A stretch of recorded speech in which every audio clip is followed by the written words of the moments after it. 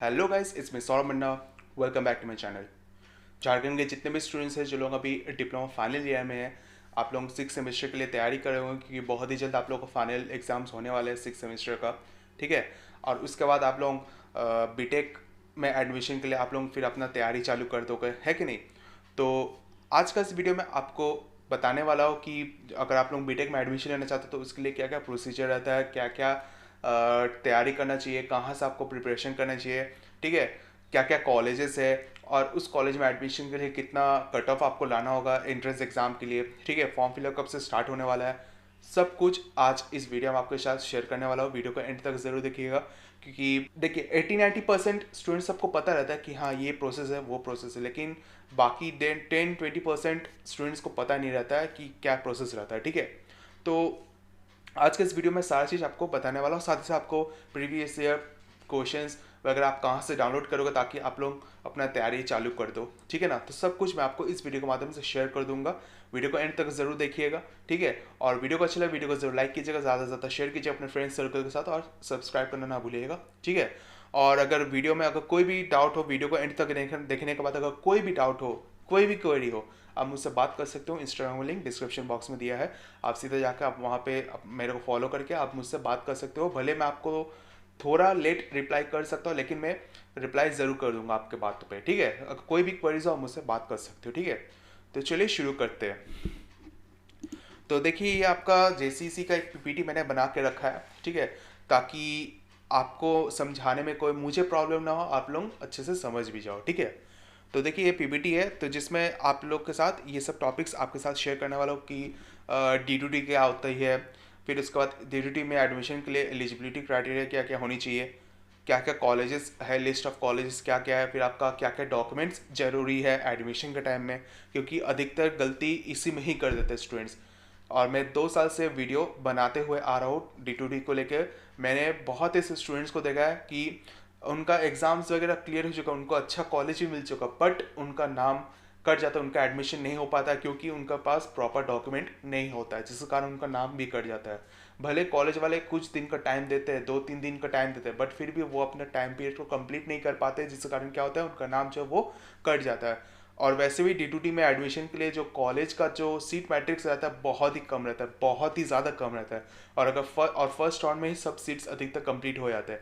और अगर अच्छे कॉलेज को आप अच्छे कॉलेजेस को आप मतलब खोना नहीं चाहते हो कि आपको इसी कॉलेज में एडमिशन लेना है, तो उसके लिए आपको अभी से अपना डॉक्यूमेंट्स वगैरह पहले से रेडी करके रखना हो, क्योंकि बाद में अभी आप रेडी करोगे तो फिर प्रॉब्लम हो सकती है, ये चीज़ में वो चीज़ में आपको प्रॉब्लम हो सकता है। अगर आप लोग अपडेट वगैरह नहीं करवाओगे, जैसे रेसिडेंशियल सर्टिफिकेट हुआ वो आपको अपडेट रखना पड़ेगा। कास्ट सर्टिफिकेट जो हो आपको अपडेट रखना होगा। एस टी फिर आपका E W S T F W ये सब सर्टिफिकेट वो आपको अपडेट रखना होगा। अगर आप पुराना वाला दे देते हो तो फिर आपका एडमिशन जो है इसमें इफेक्ट आ सकता है, प्रॉब्लम हो सकता है। ठीक है। तो ये जानना ज़रूरी है। ठीक है। फिर उसके बाद फिर आपका form fill up and exam dates के बारे में आपको बताऊंगा कि कब तक ये फॉर्म आने का ज़्यादा से ज़्यादा चांसेस है। ठीक है। अकॉर्डिंग टू प्रीवियस ईयर को लेके। ठीक है। उसके बाद फिर एग्जाम पैटर्न भी बताऊंगा और उसका जो प्रीवियस ईयर क्वेश्चन आप कहाँ से डाउनलोड करोगे 17 से 23 तक का। ठीक है। मैं आपको सारा बताऊंगा। फिर आपको सीट मैट्रिक्स बताऊंगा, सब कॉलेजेस का नहीं, कुछ 1-2 कॉलेजेस का मैं आपको बताऊंगा, सब जो कि सबसे मेन है आपका बीआईटी सिंदरी का, फिर आपका गवर्नमेंट इंजीनियरिंग कॉलेज पलामू का, ये सब का मैं आपको बता दूंगा। बाद बाकी ये जो अब इस बार जब 2024 का जब काउंसलिंग होगा उस टाइम मैं आपको अलग से मैं वीडियो बनाऊंगा। ठीक है। और ये जो डी टू डी का जो सीरीज़ है वीडियोज़ का, मैं लगभग मतलब लगातार आते रहेगा जब तक फॉर्म फिलअप से लेकर काउंसलिंग प्रोसेस जब तक खत्म नहीं होता, लास्ट राउंड ऑफ काउंसलिंग जब तक प्रोसेस खत्म नहीं होता, तब तक मैं वीडियोस लाते रहूँगा ताकि आप लोगों को कोई प्रॉब्लम ना हो। इसलिए चैनल को सब्सक्राइब जरूर कर लीजिएगा। ठीक है। सीट मैट्रिक्स हुआ, कट ऑफ हुआ और कितना राउंड काउंसलिंग होता है। ठीक है। ये तो मेरा पहला वीडियो है, और भी वीडियोस आएंगे कि जब कब फॉर्म फिलअप स्टार्ट होगा, फॉर्म फिलअप कैसे करना है, फिर ठीक है, फिर आपका कितना मतलब आपका रिजल्ट निकलेगा, फिर आपका चॉइस फिलिंग होगा, सारा चीज़ मैं आपको वीडियोस आपके लिए लाते रहूँगा। बस चैनल को सब्सक्राइब कर लीजिएगा, साइड में जो बेल आइकन है उसको ज़रूर दबा दीजिएगा। ठीक है। बात करते हैं डी टू के बारे में। डी टू में तो सब अधिकतर सबको पता ही होगा कि डी टू क्या होता है, फिर भी मैंने आपको बता दिया है, मेंशन कर दिया। डी टू जो होता है मतलब जो लोग डिप्लोमा कर चुके हैं और वो लोग अभी डी टू में मतलब बीटेक में एडमिशन लेना चाहते हो थ्रू सेकेंड ईयर में, तो इसलिए डी टू कंडक्ट करवाया जाता है जेसीसी बोर्ड से। ठीक है। जेसीसी एक संस्थान है जहाँ पे पॉलिटेक्निक, बीटेक वगैरह वगैरह, एग्रीकल्चर, नर्सिंग, ये सब एडमिशन के लिए जेसीसी द्वारा एडमिशन्स वगैरह प्रोसेस करवाते हैं, ठीक है। और उसके लिए एंट्रेंस एग्जाम पहले कंडक्ट करवाया जाता है, ठीक है। तो जेसीसी द्वारा एंट्रेंस एग्जाम कंडक्ट करवाएंगे D2D के लिए, ठीक है। तो उसमें आपको अच्छा स्कोर लाना होगा, अच्छा रैंक लाना होगा, तभी जाकर आपको BIT सिंदरी जैसा अच्छा कॉलेज आपको मिलेगा, ठीक है। उसके बाद की एलिजिबिलिटी क्राइटेरिया सबसे मेन इंपॉर्टेंट चीज़, एलिजिबिलिटी क्राइटेरिया होती है कि आपका डिप्लोमा 3 साल, जो लोग 3 साल डिप्लोमा करते हैं वो प्रॉपर होना चाहिए, या तो 2 साल का जो लोग लैटरल एंट्री में जो लोग डिप्लोमा करते हैं 12 के बाद, तो वो लोग इसमें एलिजिबल है। एटलीस्ट 45% होना चाहिए जनरल वालों के लिए, और जो लोग रिजर्व कैटेगरी वाले स्टूडेंट हैं उनका 40% होना चाहिए, कोई भी ब्रांच से बिलोंग करते हो, ठीक है। उसके बाद या तो अगर आपने BSc किया है फ्रॉम UGC से, ठीक है, या तो AICT से, तो ये होना चाहिए। और यहाँ पे वोकेशनल स्ट्रीम से अगर आपने किया है इन सेम और अलाइड सेक्टर में, तो इसमें वैलिड है, ठीक है। तो ये है आपका एलिजिबिलिटी क्राइटेरिया, ठीक है। लिस्ट ऑफ कॉलेजेस आप सबको पता ही होगा कि BIT गवर्नमेंट कॉलेज में आपका BIT सिंदरी है, गवर्नमेंट इंजीनियरिंग कॉलेज पलामू है, यूसेट हज़ारीबाग है। बट यूसेट हज़ारीबाग जो वो नाम का वो गवर्नमेंट कॉलेज है, बट इसका जो फीस बहुत ज़्यादा रहता है, ठीक है। अगर आप लोग सोच रहे हो यूसेट हज़ारीबाग जो है वो गवर्नमेंट कॉलेज के अंडर आती है तो इसका फीस बहुत कम होगा, तो ऐसा कुछ नहीं है।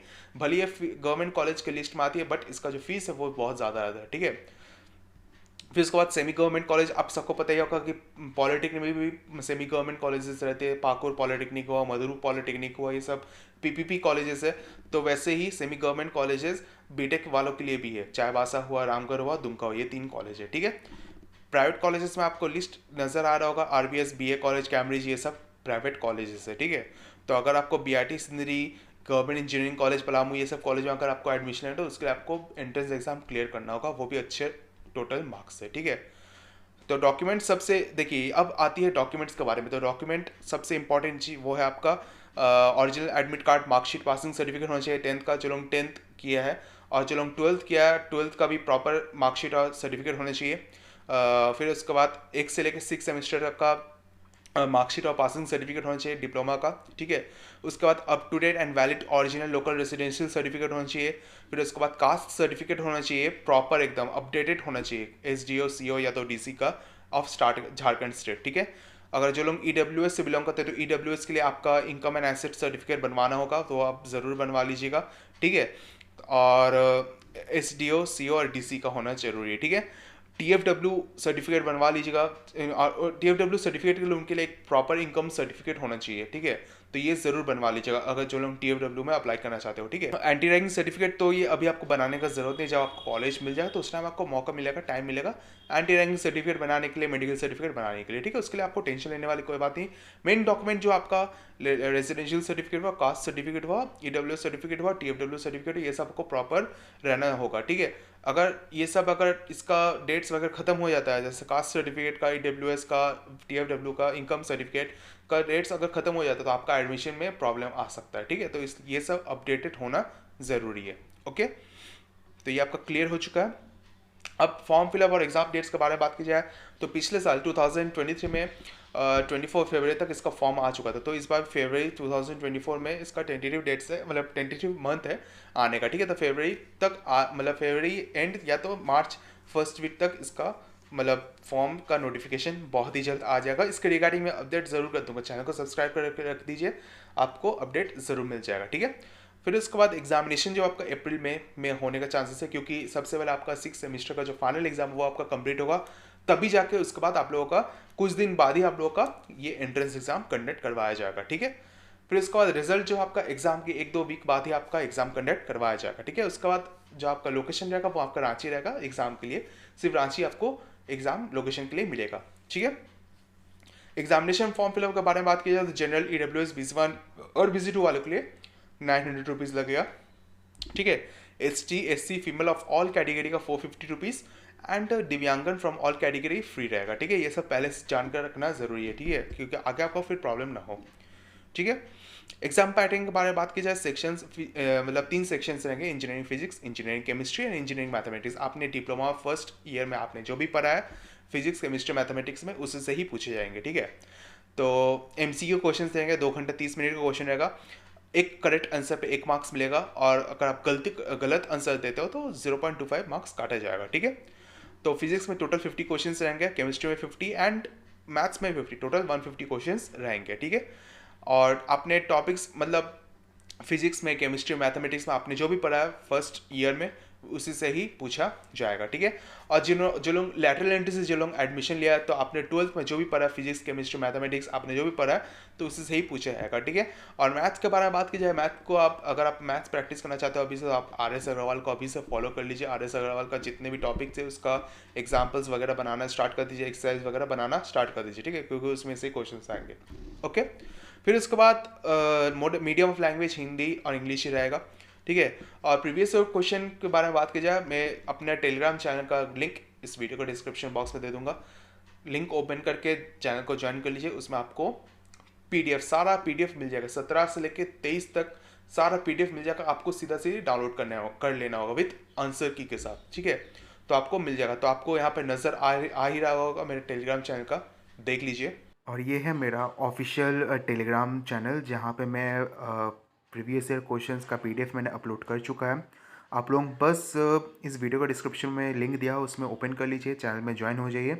फिर आपको ये सब पीडीएफ मिल जाएगा, जैसे 2023 का है, 2022 का है, ठीक है। और भी मैंने अपलोड कर दिया है। ऊपर में आप जब जाओगे स्क्रॉल करोगे तो ऊपर में आपको दिखने को मिलेगा, ठीक है, जो कि मैं आपको दिखाने वाला हूँ। और ये देखिए यहाँ पे 2017 का भी है, 2018 का भी है, 19 का भी है, ओके। 2021 का भी है। 2020 का नहीं दिया हुआ क्योंकि 2020 में कोविड था, जिसके कारण बिना एग्ज़ाम का ही सिलेक्शन हुआ था, ठीक है। तो ये सब प्रीवियस क्वेश्चंस यहाँ पे दिया हुआ, आप यहाँ से डाउनलोड कर सकते हो टेलीग्राम चैनल में, ओके। तो आपको नज़र आ गया होगा, यहाँ से आप लोग अपना प्रीवियस क्वेश्चन डाउनलोड कर लीजिए, ताकि आपको आइडिया हो जाएगा कि किस टाइप का एग्जाम होता है, कैसे क्वेश्चंस वगैरह पूछे जाते हैं, ठीक है। तो इसको डाउनलोड करने के बाद अपना तैयारी चालू कर लीजिएगा, ठीक है। अभी से अपनी तैयारी चालू कर लीजिए, अच्छे रैंक कर लाना है तो, ठीक है। ये बहुत इंपॉर्टेंट चीज़ है, ओके। बात करते हैं सीट मैट्रिक्स को, तो देखिए यहाँ पे सबसे पहले मैं बीआईटी सिंधिका में दिखा देता हूँ। 2023 का सीट मैट्रिक्स है ये। तो देखिए यहाँ पे कितना सीट्स था पिछले साल का, बहुत ही कम सीट्स रहता है। केमिकल में 17, सिविल में 13, सीएससी में सोचिए, कंप्यूटर साइंस में सिर्फ 4 ही सीट्स थे, इलेक्ट्रिकल में 18 थे, इलेक्ट्रॉनिक्स में 9, इंफॉर्मेशन टेक्नोलॉजी में 5, मैकेनिकल में 15, मेटलर्जिकल में 6, माइनिंग में 11 और प्रोडक्शन में 16। उसमें से आप यही सब सीट्स जो था उसको कैटेगरी वाइज डिवाइड कर दिया। जैसे केमिकल में 17 सीट्स थे, तो वो 17 सीट जो थे वो अपना कैटेगरी वाइज डिवाइड कर दिया गया, ठीक है। तो यहाँ पे आपको नज़र आ ही रहा होगा बीआईटी सिंधरी का, ठीक है। आप इसका स्क्रीनशॉट ले सकते हो सीट मैट्रिक्स का। 2024 का भी जब सीट मतलब चॉइस फिलिंग स्टार्ट होगा उस टाइम तो सीट मैट्रिक्स आ ही जाएगा। तो इसके रिगार्डिंग मैं अपडेट ज़रूर कर दूंगा जो रिसेंट रहेगा, ठीक है। उसके बाद गवर्नमेंट इंजीनियरिंग कॉलेज पलामू का भी आपको यहाँ पे नज़र आ ही रहा होगा, ठीक है। तो देख लीजिए यहाँ पे सिविल इंजीनियरिंग में 23 सीट रहता है, मैकेनिकल में 39 है ना, कंप्यूटर साइंस में 7, इलेक्ट्रिकल में 66, ठीक है। तो पलामू में सीट्स थोड़ा ज़्यादा रहता है क्योंकि ये अभी अभी नया नया खुला है ना, तो इसमें सीट्स थोड़ा ज़्यादा रहता है। तो पलामू में अधिकतर स्टूडेंट्स को मिल जाने का चांसेस रहता है, लेकिन बीआईटी सिंधरी में बहुत कम स्टूडेंट्स को मिलने का चांसेस रहता है, ठीक है। तो ये सब सीट्स है। और एक चीज़ मैं आपको बता दूँ, जो इसमें जो मतलब जो काउंसलिंग प्रोसेस है वो 4 राउंड काउंसलिंग होते हैं, 4 नहीं 3 राउंड काउंसलिंग में ही सब खत्म हो जाते हैं। उसमें से जो पहला राउंड काउंसलिंग जो होता है ना, उसमें बीआईटी सिंधरी जो है वो मतलब लगभग कंप्लीट हो जाता है, उसका सीट्स जो वो लगभग कंप्लीट हो जाता है।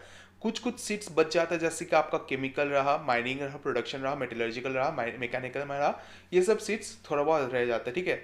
लेकिन फर्स्ट राउंड काउंसलिंग में जैसे कंप्यूटर साइंस हुआ, electrical, electronics, information technology, civil, ये सब सीट्स पूरे खत्म हो जाते हैं, ठीक है। तो बचा रहता है कुछ कुछ, जो कि माइनिंग, प्रोडक्शन, मैकेनिकल, ये सब सीट्स बच रहते हैं, वही एटलीस्ट 5 या 6 सीट्स बच रहते हैं सेकंड राउंड ऑफ काउंसलिंग में।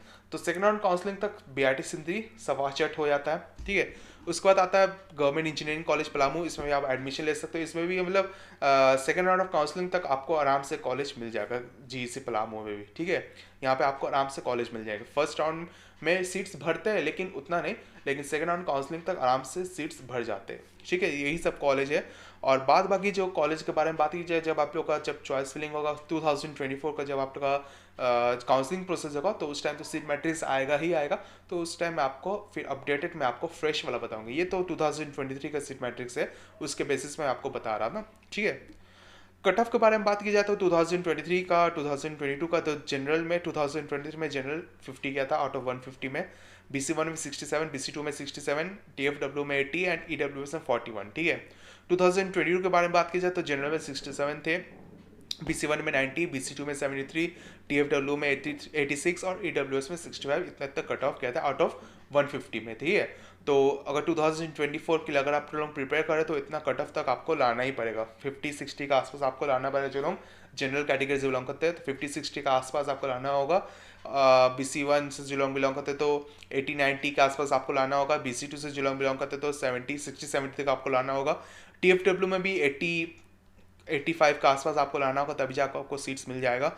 और EWS में 40 से मतलब 50-60 के आसपास आपको लाना पड़ेगा, 65 के आसपास आपको लाना पड़ेगा, तभी जाकर आपको मतलब BIT सिंदरी जैसा अच्छा कॉलेज आपको मिलने का चांसेस मिल सकता है, ठीक है। तो इतना आपको रैंक लाना ही पड़ेगा, तभी जाकर आपको BIT सिंदरी मिलेगा, नहीं तो कम चांसेस, उम्मीद कम रखिएगा, ठीक है। फिर इसके बाद फिर आपको सेमी गवर्नमेंट कॉलेज है, उसमें आपको फ्री सीट्स में आप एडमिशन के लिए आप ट्राई कर सकते हो, ठीक है।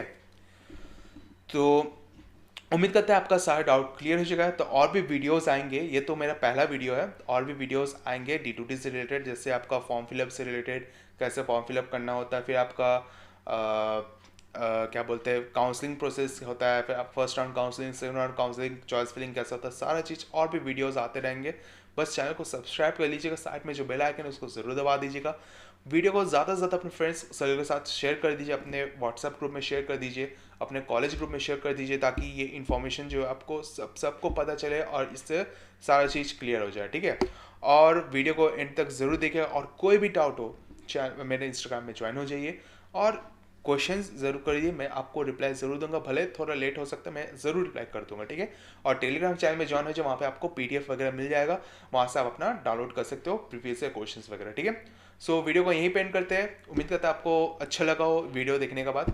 वीडियो को यहीं पे एंड करते हैं। वीडियो को अच्छा लगे वीडियो को जरूर लाइक कीजिएगा, ज़्यादा से ज़्यादा शेयर कीजिएगा एंड सब्सक्राइब करना ना भूलिएगा। मिलते हैं अगले वीडियो पर अगले कंटेंट के साथ। बाय।